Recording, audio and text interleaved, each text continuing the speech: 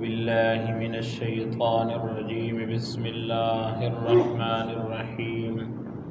وَلَقَدْ آتَيْنَا مُوسَى 9 آيَاتٍ بَيِّنَاتٍ فَاسْأَلْ بَنِي إِسْرَائِيلَ إِذْ جَاءَهُمْ فَقَالَ لَهُ فِرْعَوْنُ إِنِّي لَأَظُنُّكَ يَا مُوسَى مَسْحُورًا صدق اللہ مولانا العظیم وصدق رسولہ النبی الکریم اللہم صل علی محمد النبی الأمی وعلی آلہ وصحبہ وسلم تسلیما۔ محترم سامعین ذی وقار، آپ کے سامنے قرآن مجید فرقان حمید میں سے سورہ بنی اسرائیل کے 12ویں رکوع کی پہلی آیت مبارکہ کی تلاوت کرنے کی سعادت حاصل کی ہے۔ آج کے درس کے اندر انشاءاللہ العزیز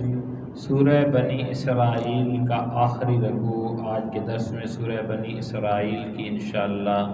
درس کے اندر تکمیل ہو جائے گی۔ محترم سامعین، اللہ جل شانہ کی ذات فرما رہی ہے وَلَقَدْ اور البتہ تحقیق آتینا ہم نے دیا موسیٰ علیہ السلام کو 9 آیات بینات 9 کھلی نشانیاں دی، یعنی ہم نے حضرت موسیٰ علیہ السلام کو 9 کھلی نشانیاں دی تھی۔ اب اس کے متعلق 2 آراء ہیں۔ کچھ بزرگ لکھتے ہیں کہ اس سے مراد حضرت موسیٰ علیہ السلام کو اللہ جل شانہ نے جن معجزات سے نوازا تھا، جیسے کہ ہاتھ ان کا ید بیضا جو ہے اس کے متعلق آتا ہے، یا باقی قحط پڑ گیا فرعون کے دور کے اندر، تو کئی دفعہ قحط سالی آئی، بارشیں نہیں ہو رہی، طوفان آئے، مینڈکوں کی وبا آئی ان کے اوپر، اسی طریقے سے ٹڈی دل یا چچڑیاں یا خون، یہ بہت سارے اس دور کے اندر جو بھی آئیں، انہوں نے اللہ سے دعا مانگی، لوگ ان کے پاس آتے تھے حضرت موسیٰ علیہ السلام کے پاس، تو 9 ان واقعات کا بعض لوگوں نے تذکرہ فرمایا ہے۔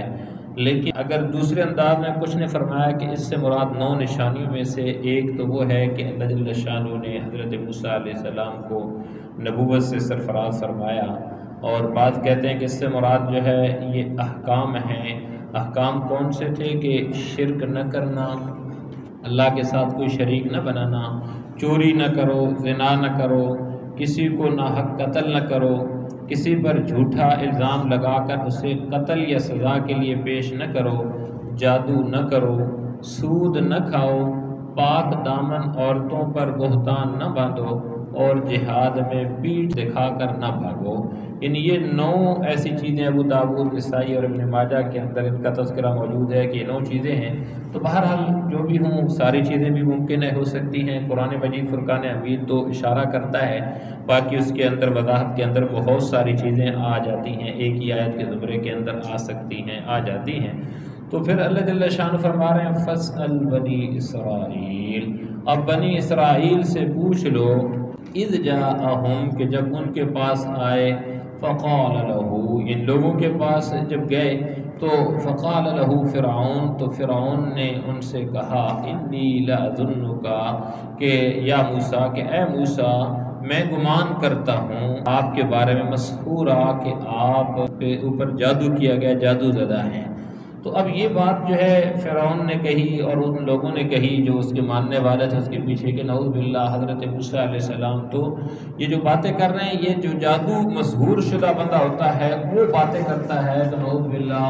حضرت موسیٰ علیہ السلام ایسی ہی باتیں کر رہے ہیں۔ اسی طریقے سے اسی سورت کی آیت نمبر 47 میں گزرا ہے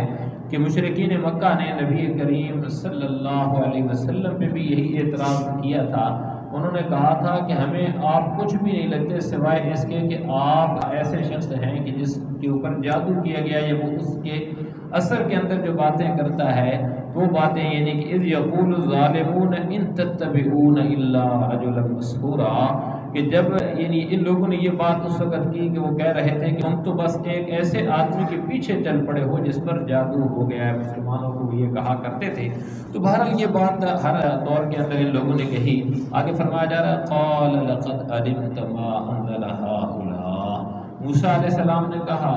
کہ تمہیں خوب معلوم ہے، لقد علمت، البتہ تحقیق تم نے جان لیا ہے کہ ما انزل ہؤلاء، کی یہ ساری نشانیاں کسی اور نے نہیں نازل کی، الا رب السماوات والارض، آسمانوں اور زمین کے پروردگار نے بصائر، بصیرت پیدا کرنے کے لیے یہ نازل کی ہے، سوائے اس کی کہ جو آسمانوں اور زمین کا پروردگار ہے اس نے ان کو نازل کیا ہے، اور کس کے لیے؟ بصیرت پیدا کرنے کے لیے اس نے نازل کیا ہے۔ اور پھر فرمایا کہ وَإِنِّي لَأَظُنُّكَ يَا فِرْعَوْنُ مَثْبُورًا، اور اے فرعون تمہارے بارے میں میرا یہ گمان ہے کہ تمہاری بربادی آنے والی ہے، مذکورہ، تمہاری ہلاکت، تمہاری تباہی و بربادی، یا فرعون، اے فرعون انی لَأَظُنُّكَ، موسیٰ علیہ السلام کہنے لگے کہ تو بدبختی کو دعوت دے رہا ہے، تو تباہی و بربادی کو دعوت دے رہا ہے، اب تو تجھے چاہیے تھا کہ تو مان لیتا جب یہ ساری چیزیں، لیکن پھر بھی اس چیز کے اوپر ڈٹا ہوا ہے، تو پھر مجھے یہ خیال گزر رہا ہے، مجھے یہ لگ رہا ہے، ساروں قرائن یہ بتا رہے ہیں کہ تو تباہی و بربادی کو اپنے لیے جو ہے دعوت دے رہا ہے، اور تیرے مقدر کے اندر یہ آ جائے گی، کیونکہ ظاہر ہے کہ اللہ کے نبی تھے، انہوں نے بار بار دعوت دی، سمجھایا، کئی موقعوں پہ سمجھایا، اور ایک قربت بھی تھی، حضرت موسیٰ علیہ السلام کی قربت بھی تھی کہ ایک ہی گھر کے اندر پلے تھے، اور یہ جو فرعون تھا ان کے دور کے اندر یہ والا ان سے چھوٹا تھا، تو یہ اسے دوسرے انداز میں کہا کرتے تھے، سمجھاتے تھے بات کہ ہاں ایسا کرو ایسا کرو، ایک گھر کے اندر جب پلے بڑے تھے، اس وجہ سے فَأَرَادَ أَن يَسْتَفِزَّهُم مِّنَ الْأَرْضِ فَأَغْرَقْنَاهُ وَهُمْ مَعَهُ جَمِيعًا، فَأَرَادَ، پھر فرعون نے یہ ارادہ کیا تھا ان يستفزهم من الارض، کہ ان سب بنو اسرائیل کو اس سرزمین سے اکھاڑ دیں گے، فاغرقناہ ومن معه جميعا، لیکن ہم نے اسے اور جتنے لوگ اس کے ساتھ تھے ان سب کو غرق کر دیا۔ اللہ کہہ رہا ہے کہ ہم نے اس کو اور اس کے ساتھ جتنے لوگ تھے ان کو غرق کر دیا۔ وہ پانی والا واقعہ سب کو معلوم ہے کہ کس طریقے سے موسیٰ علیہ السلام جب اس کے اندر سے جانے لگے تو آیا تو اس نے کہا یہ رستے تو میرے لیے بنے، لیکن اس کا جب آخری بندہ پانی کے اندر آیا تو اللہ نے پانی کو حکم دے دیا کہ پانی مل جا، اور پانی مل گیا وہاں پہ، اور اس وقت پھر اس نے کہا کہ انی آمنت برب ہارون و موسیٰ۔ یہاں ایک بزرگوں نے ترجمہ کیا کہ فارادہ سے مراد انہوں نے نسبت کی ہے حضرت موسیٰ علیہ السلام کی طرف، کہ موسیٰ علیہ السلام نے اسے یہ کہا کہ یہ سفید من الارض، کہ میں جو ہے نا یعنی غصے کے اندر آیا کہ میں تجھے پھینک دوں۔ تو بہرحال یہاں ان بزرگوں نے لکھا ہے یہ نسبت فرعون کی طرف کی ہے کہ اس نے ارادہ کیا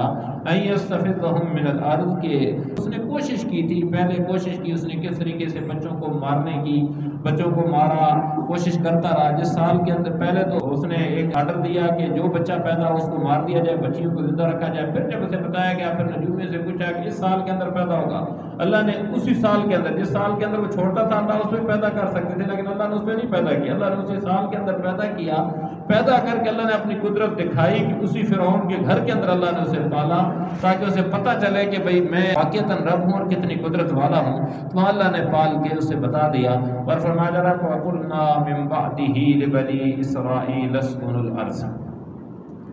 اور اس کے بعد بنو اسرائیل سے کہا گیا کہ اسکن الارض، کہ تم زمین میں بسو، یعنی یہاں پہ رہو۔ فَإِذَا جَاءَ وَعْدُ الْآخِرَةِ، پھر جب آخرت کا وعدہ پورا ہونے کا وقت آئے گا،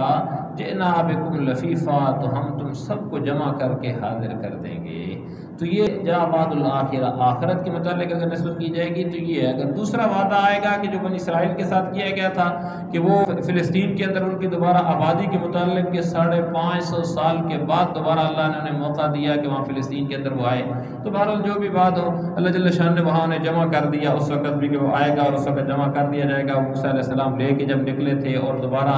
بنی اسرائیل وہاں پہ آئے فلسطین کے اندر، انہوں نے آبادی کی، وہ اور دوسرا قیامت کے متعلق دونوں مراد ہو سکتے ہیں۔ پھر آگے فرمایا جا رہا ہے کہ وَبِالْحَقِّ أَنزَلْنَاهُ وَبِالْحَقِّ نَزَلَ، اور ہم نے اس قرآن کو حق ہی کے ساتھ نازل کیا ہے۔ بالحق یعنی حق کے ساتھ، انزلنا ہم نے اس کو نازل کیا، یعنی قرآن مجید فرقان حمید کو، وَبِالْحَقِّ نَزَلَ، اور حق ہی کے ساتھ یہ اترا ہے۔ وَمَا أَرْسَلْنَاكَ إِلَّا مُبَشِّرًا وَنَذِيرًا، اور اے پیغمبر صلی اللہ علیہ وسلم ہم نے آپ کو کسی اور کام کے لیے نہیں بلکہ صرف اسی لیے بھیجا ہے کہ آپ فرمانبرداروں کو خوشخبری دیجیے اور نافرمانوں کو خبردار کر دیجیے۔ وَمَا أَرْسَلْنَاكَ، ہم نے نہیں بھیجا ہے آپ کو سوائے اس کے کہ اللہ مبشرا کہ آپ خوشخبری سنانے والے ہوں، جن لوگ اچھے کام کر رہے ہیں خوشخبری سنائیں، ونذیرا اور جو اللہ کی نہیں مان رہے انہیں ڈرائیں کہ بچ جاؤ، اس غلط راستے کو چھوڑ دو۔ یعنی بشیر و نذیر بنا کر ہم نے آپ کو بھیجا ہے۔ اور نذیر آپ علیہ السلام کا انذار وہ ہے کہ جیسے ماں اپنے بچے کو کہتی ہے بیٹا ادھر نہیں جانا محبت کے اندر، تو امت کے ساتھ آپ علیہ السلام کو محبت تھی، اس انداز کے اندر آپ انذار فرمایا کرتے تھے۔ پھر آگے فرمایا جا رہا ہے کہ وَقُرْآنًا فَرَقْنَاهُ لِتَقْرَأَهُ عَلَى النَّاسِ عَلَىٰ مُكْثٍ وَنَزَّلْنَاهُ تَنزِيلًا، اور ہم نے قرآن کے جدا جدا حصے بنائے، لِتَقْرَأَهُ عَلَى النَّاسِ تاکہ آپ اسے ٹھہر ٹھہر کر لوگوں کے سامنے پڑھیں، عَلَىٰ مُكْثٍ وَنَزَّلْنَاهُ تَنزِيلًا، اور ہم نے اسے تھوڑا تھوڑا کر کے اتارا ہے، یعنی چھوٹے چھوٹے حصے کر کے اتارا اللہ کریم نے۔ اللہ اپنی اس حکمت کو بیان کر رہے ہیں کہ ہم نے اس قرآن کو نازل کیا تاکہ آپ پڑھیں، لوگوں کے سامنے اس کو بیان کریں، اور جیسی ضرورت پڑتی گئی ایسی اللہ کریم کی ذات اس کتاب کو نازل فرماتی رہی۔ اور پھر فرمایا جا رہا ہے کہ قل آمنوا بہ او لا تؤمنوا، کافروں سے کہہ دیجئے، قل آپ کہہ دیجئے۔ اور پھر فرمایا جا رہا ہے کہ آمنوا بہ، کہ چاہے تم اس پر ایمان لاؤ یا لا تؤمنوا یا نہ لاؤ، یعنی کافروں سے آپ کہہ دیجئے کہ تم لوگ اس کے اوپر ایمان لاؤ یا نہ لاؤ اس کتاب کے اوپر، ان الذین اوتوا العلم من قبلہ، کہ جب یہ قرآن ان لوگوں کے سامنے پڑھا جاتا ہے جن کو اس سے پہلے علم دیا گیا تھا،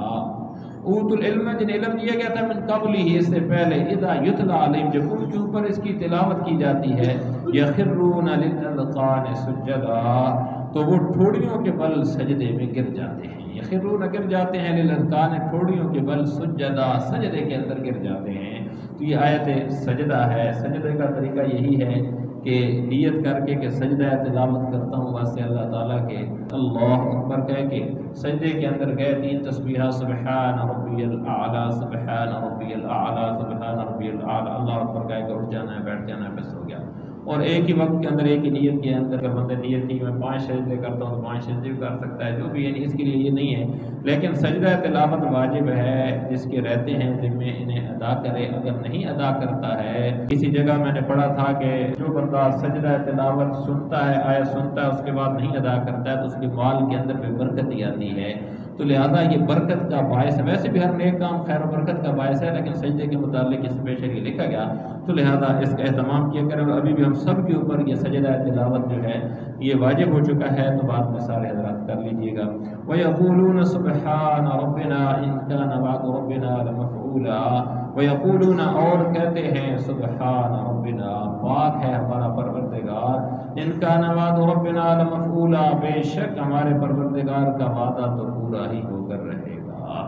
یعنی اب جو تورات و انجیل کے اندر اللہ جل شانہ کی ذات نے فرمایا تھا وہ پورا ہو کر رہے گا، کہ نبی آخر زمان جو ہے وہ آئیں گے، ان کی تشریف آوری کی خبر کے متعلق وہ فرمایا جا رہا ہے کہ اللہ پاک، اللہ نے پہلے بتا دیا کہ وہ میرا ایک محبوب آئے گا، میں اس کو بھیجوں گا آخری زمانے کے اندر، تو فرمایا جا رہا ہے کہ وہ ہر حال کے اندر پورا ہو کر رہے گا، وہ پورا ہو گیا۔ پھر فرمایا جا رہا ہے کہ يَخِرُّونَ لِلْأَذْقَانِ يَبْكُونَ وَيَزِيدُهُمْ خُشُوعًا، اور وہ روتے ہوئے ٹھوڑیوں کے بل گر جاتے ہیں، اور یہ قرآن ان کے دلوں کی عاجزی کو اور بڑھا دیتا ہے۔ وَيَخِرُّونَ اور وہ گر جاتے ہیں، لِلْأَذْقَانِ ٹھوڑیوں کے بل، يَبْكُونَ روتے ہوئے، وَيَزِيدُهُمْ اور ان کو بڑھا دیتا خشوع عاجزی کو، یعنی کون؟ یہ قرآن مجید فرقان حمید کا تذکرہ چل رہا ہے، تو قرآن کو جب پڑھتے ہیں تو جب قرآن کو پڑھنے والا، سمجھنے والا، قرآن کے ساتھ محبت کرنے والا پڑھتا ہے، اس کی یہ کیفیت ہوتی ہے، اس کیفیت کو بیان کیا جا رہا ہے کہ جب وہ لوگ قرآن کو پڑھتے ہیں، قرآن کو سمجھنے والے ہیں، وہ کیا کرتے ہیں، اس وقت تھوڑی ان کے اوپر اس کا اثر ہوتا ہے، تو قرآن اثر ہمارے اوپر بھی تب بھی کرے گا کہ جب ہم اسے سمجھیں گے۔ اگر ہم اس کو سمجھیں گے نہیں، صرف برکت کے لیے گھر کے اندر رکھ لیں گے تو پھر اثر نہیں کرے گا۔ ہم نماز پڑھ رہے ہیں تو ہمیں پتہ ہو کہ ہم کیا پڑھ رہے ہیں، سبحان ربی الاعلیٰ کہہ رہے ہیں تو کیا کہہ رہے ہیں، کیوں کہہ رہے ہیں، یا جو بھی اب جتنی دعائیں ہیں، دعاؤں کا اہتمام کیا ہے کہ اللہ کی ذات کا استحضار ہو جائے۔ کھانا کھا رہے ہیں اس سے پہلے کیوں کہ اللہ نے رزق دیا، اس کا استحضار بندے کو آ گیا کہ اللہ تو نے کرم فرمایا، رزق دیا، کھا لیا، الحمدللہ الذی اطعمنا، اس میں اللہ کا شکر ادا کر رہا ہے، پانی پی لیا، جو بھی جتنے بھی دعائیں ہیں اس کے اندر اسی چیز کا ہے۔ تو بہرحال یہاں فرمایا جا رہا ہے کہ قرآن کے متعلق پھر فرمایا جا رہا ہے کہ قُلِ ادْعُوا اللَّهَ اَوِ ادْعُوا الرَّحْمَٰنَ، کہہ دیجئے کہ چاہے تم اللہ کو پکارو یا رحمان کو پکارو، ادعو یعنی تم پکارو یعنی اللہ کا نام لو، لفظ اللہ نام لو یا تم رحمان کا نام لو، فرمایا ایما تدعو فلہ الاسماء الحسنی، جس نام سے بھی اللہ کو پکارو گے ایک ہی بات ہے، فلہ الاسماء الحسنی، کیونکہ تمام بہترین نام اسی کے ہیں۔ یعنی یہ لازم نہیں کہ اس نام سے پکارو، جس نام سے پکارو گے، جب نیت تمہاری اس اللہ کو پکارنے کی ہے، اللہ کے ساتھ حاجت اپنی منت منوتی کرنے کی ہے، اللہ ہی سے مانگنے کی ہے، فرمایا جا رہا ہے کہ اس سے مرضی پکارو، سارے اللہ کے نام ہے اور خوبصورت نام ہے۔ اور پھر فرمایا جا رہا ہے کہ وَلَا تَجْهَرْ بِصَلَاتِكَ وَلَا تُخَافِتْ بِهَا وَابْتَغِ بَيْنَ ذَلِكَ سَبِيلًا، اور تم اپنی نماز نہ بہت اونچی آواز سے پڑھو اور نہ بہت پست آواز سے پڑھو، بلکہ ان دونوں کے درمیان معتدل راستہ اختیار کرو، وابتغ تلاش کرو، بین ذالک اس کے درمیان سبیلا،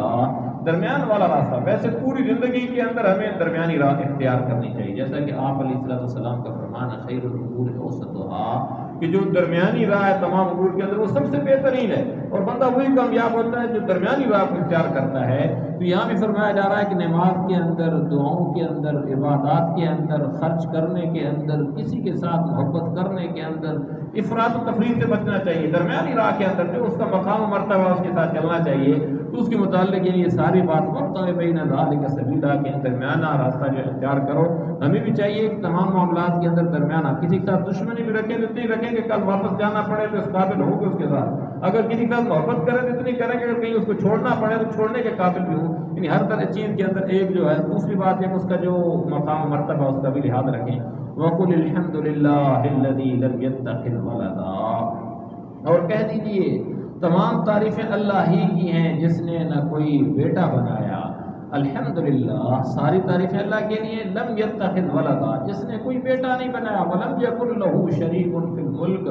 اور نہ اس کی سلطنت میں کوئی شریک ہے، فی الملک اس کی بادشاہت کے اندر، اس کی سلطنت کے اندر کوئی شریک نہیں ہے، ولم یکن لہ ولی من الذل، اور نہ اسے عاجزی سے بچانے کے لیے کوئی حمایتی درکار ہے۔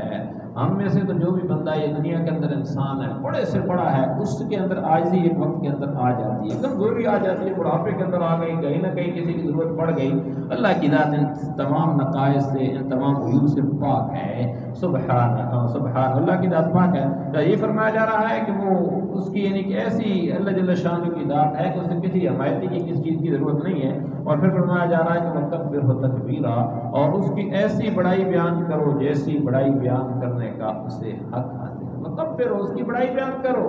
تکبیرہ، جیسا کہ اس کی بڑائی بیان کرنے کا حق ہے۔ ظاہر ہے کہ اللہ کی ذات اتنی بڑی ہے، اتنی بڑی ہے، جہاں ہماری بڑائی کی سوچوں کا اس سے کئی گنا آگے، یعنی اللہ کے متعلق ہمارے پاس نہ الفاظ ہیں، نہ کوئی ایسا پیمانہ ہے، نہ ہماری اس تک دسترس ہے، نہ رسائی ہے کہ ہم اللہ کی بڑائی کا احاطہ کر سکیں، ہم سوچ سکیں کہ اللہ کی ذات کتنی بڑی ہے۔ تو لہذا اس کے متعلق جتنا بہتر سے بہتر، اچھے سے اچھے انداز کے اندر اس کی بڑائی بیان کی جا سکتی ہم کریں گے، لیکن اس تک پہنچنا یہ تو ناممکن ہے۔ پر اللہ کریم کی ذات ہمیں توفیق دے کہ ہم اللہ کی بڑائی کو بیان کریں، اور صحیح معنوں کے اندر پوری زندگی، صرف الفاظ کے اندر بیان کرنا نہیں ہے، زندگی کے اندر۔ جیسے ہم اذان ہوتی ہے، اذان کے اندر کتنی بار تکبیر کہتے ہیں، نماز کے اندر کتنی بار تکبیر کہتے ہیں کہ اللہ تو بڑا ہے، لیکن اگر ہم خالی خالی کہہ رہے ہیں، دل کے اندر اللہ کی بڑائی کا کوئی تصور نہیں ہے، اللہ ہمارے سامنے ہے، اللہ موجود ہے، لیکن اللہ کی بغاوت کر رہے ہیں، اس کا مطلب ہے کہ بڑا تو نہیں، باقی بڑے کے سامنے ہم کر سکتے ہیں۔ ہمارے ادارے کا سربراہ ہو، کہیں بھی کوئی ایسا ادارہ ہو جہاں ہم قانون کی گرفت کے اندر آ سکتے ہیں، وہاں جا کے ہم نہیں کرتے، ہم پتہ ہوتا ہے کہ یہ ہمیں پکڑ لیں گے، لیکن یہاں اللہ کی ذات جو ان سارے یہ چھوٹے چھوٹے جتنے بھی ہیں، ان کی جو ہے مالک ہے، ان کی سب سے زیادہ طاقت والی ہے، کوئی کمزوری اس کے اندر نہیں ہے، تو اس کے سامنے کیسے ہم گناہ کرتے ہیں، کیسے اس کی نافرمانی کرتے ہیں، اور ہمارے جسم میں رجوع تک نہیں رہتی، اس کی کیا وجہ ہے؟ تو ہمیں چاہیے یہ کہ صرف الفاظ کے اندر نہیں، حقیقی معنوں کے اندر اللہ کو بڑا جانیں اور اس کو بڑا تصور کرتے اپنی زندگی گزاریں۔ اللہ کریم کی ذات ہم سب کو صحیح معنوں کے اندر صحیح طریقے سے اپنی اس پیاری کتاب کو پڑھنے، سمجھنے اور اس پر عمل کرنے کی توفیق سے نوازیں۔ وما علینا الا البلاغ۔ آمین۔ الحمد للہ رب العالمین والعاقبۃ للمتقین، والصلاة والسلام علی سید الانبیاء والمرسلین۔ یا الہ العالمین، ہم سب کا بیٹھنا قبول و منظور فرما لے۔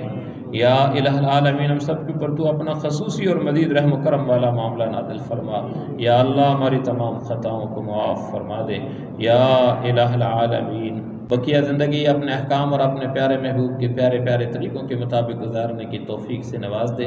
یا اللہ ہمارے تمام مسلمان مرحومین کی مغفرت فرما دے۔ یا اللہ ہم سب کو اور ہمارے تمام بیماروں کو تو محض اپنے فضل و کرم کے ساتھ شفائے کاملہ عاجلہ مستمرہ نصیب فرما دے۔ یا اللہ ہم سب کی ہر قسم کی پریشانیوں کو دور فرما دے، عافیت والا معاملہ نازل فرما دے۔ یا اللہ ہماری پوری زندگی کے اندر خیر و برکت ڈال دے۔ یا اللہ ہم سب کے دلوں کے اندر جو نیک و جائز تمنائیں، مرادیں، حاجتیں ہیں، یا اللہ ان کو تو اپنے غیب کے خزانوں سے پورا فرما دے۔ یا الہ العالمین ہم سب کو دونوں جہانوں کی کامیابی نصیب فرما دے۔ یا اللہ اپنی رضا کا پروانہ نصیب فرما دے۔ یا الہ العالمین ہم سب کو ہر قسم کی آفات و بلیات اور جتنے اچانک وقوع پذیر ہونے والے حادثات ہیں ان سب سے ہم سب کی پوری امت مسلمہ کی حفاظت فرما لے۔ یا اللہ ہمیں زندہ رکھ تو دین اسلام کے اوپر موت نصیب فرمانا تو ایمان کے عالم کے اندر۔ اللهم ربنا تقبل منا إنك أنت السميع العليم وتب علينا إنك أنت التواب الرحيم وصلى الله تعالى على خير خلقه محمد وآله وأصحابه أجمعين برحمتك يا رب.